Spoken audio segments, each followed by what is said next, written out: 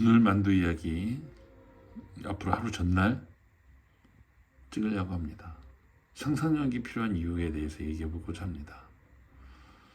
가수 박진영이 작년 청룡영화제에 초대 가수로 등장해가지고 이 격렬한 춤과 함께 직접 노래를 했는데 약간 실망감을 안겨줬죠. 근데 그 가수 박진영은 아직도 그 춤을 출 수 있는 몸과 노래할 수 있는 목소리를 다듬기 위해서 적절한 식이요법과 강도 높은 운동을 하고 있는 것으로 알려졌습니다. 이 삶의 지향과 가치가 모두 다르지만 그 가치를 실현하기 위해서 꾸준히 무엇을 실천한다는 것은 아주 중요한 일입니다. 세월을 거슬러야 하기 때문이겠죠. 그러면 이제 우리 삶과 노동조합은 어떨까요? 여기에 노동조합에게 만약에 꾸준함이 필요하다면 그것은 과연 무엇일까요? 다람쥐 쳇바퀴에서 벗어나는 것이 가장 중요하다고 생각합니다. 만도라는 울타리에서 보내는 시간을 생각해 봅시다. 8시간 근무에 출퇴근 시간 포함하고 점심시간 포함하고 퇴근해서 저녁 있는 삶이니까 저녁 시간을 보낸다고 할 때 실제 남은 시간이 5시간 20분 정도에 불과합니다. 그 짧은 시간을 우리 동지들은 무엇을 위해서 또 어떻게 쓰고 있는지 궁금합니다. 한편 정몽원 회장은 다시 돌아왔는데 사실 다시 돌아오기까지 많은 준비가 있었던 것으로 보여집니다. 97년 한라그룹 부도로 자리에서 물러날 당시와 2008년 한라그룹의 핵심 만도를 인수할 당시의 정몽원 회장은 이미 많이 달라져 있었던 것으로 보여집니다. 정몽원 회장이 2008년에 들어오면서 노골적으로 자기의 이익을 극대화하는 과정을 겪었는데 그걸 요약하면 이렇습니다. 한라건설 유동성 위기를 만도에서 3,800억으로 극복했죠. 자회사 마이스터를 통해서 그랬습니다. 그리고 순환출자 해소를 해야 됐었습니다. 왜냐하면 한라건설이 이 만도의 모회사인데 이 만도의 자회사인 마이스터가 이 가장 큰 그 모회사의 손자회사가 모회사에 지원을 해주는 경우가 되거든요. 근데 이것은 실제로 순환출자의 고리를 끊지 않으면 나중에 문제가 될 소지가 다분합니다. 그래서 결국은 이걸 해소하기 위해서 지주회사를 설립하죠. 그리고 그 지주회사 한라홀딩스는 마이스타를 합병합니다. 그래서 더 이상 3,800억을 반환하지 않아도 갚지 않아도 되는 상태가 되는 겁니다. 또 지주회사는 매년 만들어부터 240억 이상의 브랜드 수수료를 받아갑니다. 또 그 지주회사는 배당을 꾸준히 해서 정몽원 회장에게 약 50억 정도의 배당을 하는 것으로 알려졌죠.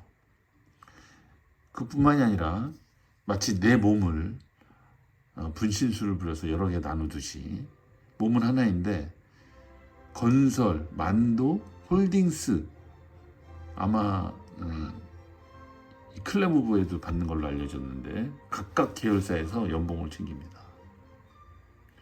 이에 비하면 노동조합은 어떤 창조적인 방법으로 조합원의 권익을 극대화하고 있는지 되돌아볼 수밖에 없습니다. 2097년 부도 이후에 약 10년 만에 돌아온 정몽원 회장만큼 자기 이익, 조합원 동지들의 이익에 철두철미했는가 한번 돌아볼 수밖에 없는 거죠. 부끄러운 얘기지만 조합원 동지들이 이익에 가장 철두철미했던 것은 통상임금 소송이었던 것으로 기억납니다. 금액으로 봐도 그렇지만 사측의 회유와 공세를 마지막까지 견딘 것도 거의 유일무이합니다. 이 너무 순진한 우리들의 모습을 다시 한번 직면하게 됩니다. 사측을 상대로 교섭투쟁의 성과를 낸 것도 있죠. 왜 없겠습니까? 하지만 그것을 노동조합의 일방적 승리라고 말할 수도 없습니다. 반면에 대법까지 굴하지 않았던 동지들은 실제 자신의 권리를 찾았죠. 하지만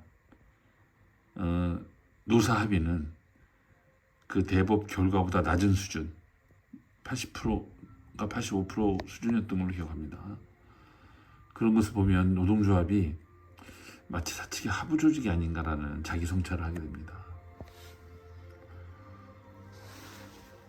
또 통상임금 효과를 주간 이교대 월급제로 사측은 뒤엎었습니다. 이 역사에 남을 만한 통상임금 소송은 2019년 대법에서 노동자의 승리로 규결되었습니다. 상여금 600%는 통상임금이다라는 거죠. 그 결과대로라면 그 이후에 발생되는 잔업과 특근, 야간수당, 미사용 연차 휴가가 대폭 상향돼야 되죠. 그 금액이 이루 말할 수가 없습니다.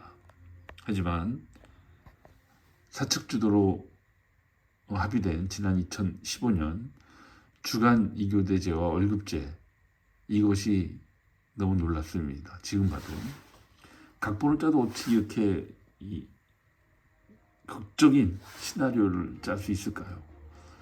4년 전 도입한 이 두 제도를 통해서 2019년 통상임금 소송 결과는 한순간에 무력화되고 말았습니다. 패배를 인정할 수밖에 없죠. 소송에서는 이겼지만 이후 적용에서는 실패한 셈이니까 흔히 말하는 표현으로 전투는 이겼지만 전쟁은 진 꼴이 된 겁니다. 근데 이익 앞에 바늘로 찔러도 피 한 방울 안 나는 사측을 한번 비교해 보겠습니다. 역시 특별상여금 얘기를 빼놓을 수 없는데요. 특별상여금은 2000년에 처음으로 요구한 것으로 기억됩니다. 97년 만도 흑투자부도를 겪고 98년에는 정말 박봉에 시달렸습니다. 순환주직도 하고 있기 때문에 입에 불칠하기도 힘들었죠. 그리고 99년에 만도기계는 문방기산 평택공장을 중심으로 해서 새롭게 만도로 출발합니다. 매각된 거죠. 아마 그해 흑자 전환을 했던 것으로 기억하는데요. 흑자 전환하자마자 이 울분이 쏟아져 나옵니다. 그동안의 고통, 또 반납했던 상여금 등에 대한 억울한 휘적이 폭발하죠. 그래서 특별 상여금 요구를 하게 됩니다. 그 근거는 순이익을 기준으로 하는데요. 40%는 재투자, 30%는 주주, 30%는 직원들 몫이라는 나름의 근거를 세웠던 겁니다.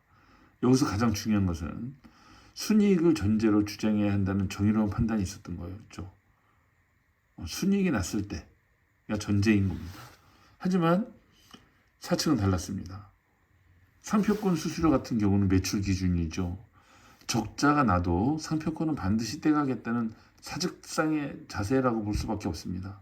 만도 송장에는 관심이 없는 것 아니냐라는 의심이 자연스럽게 드는 겁니다. 뿐만 아니죠.